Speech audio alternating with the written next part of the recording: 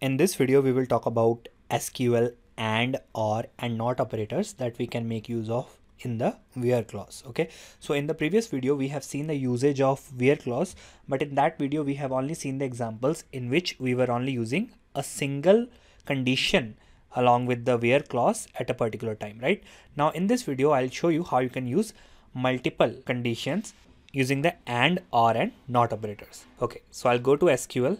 And here we have selected all of the columns from employees where true, and here I will write where employee underscore number is greater than 12,000. Okay, now I will use the and operator, and okay, simply by adding a space and then again a space, and again employee underscore number is less than 12,005. Okay, so see, this will select all of the employees where the employee number is greater than 12,000 and less than 12,005. That means it will only fetch 4 employees which has employee number IDs 12,001, 2, 3 and 4. Okay, so let's just click on the go button and check the result.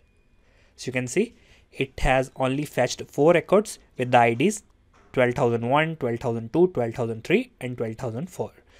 So what is the query again? Here in the where clause, we are specifying that the first condition is this one, that the employee number should be greater than 12,000, and then we are using the and operator. This is the and operator. Okay, and then we are specifying that we also want that the second condition to be true, that is employee number should be less than 12,005 as well. Okay, and similarly you can also use other operators. So here I have specified the first condition as same, employee number should be greater than 12,000, or I'm specifying the second condition, or employee number is equal to 11,500. Okay, so here I will fetch all of the employees with the employee number greater than 12,000, and also, you know, this condition also where the employee ID is 11,500. So I'll just click on the go link, and now you can see the first one, we have employee ID 11,500,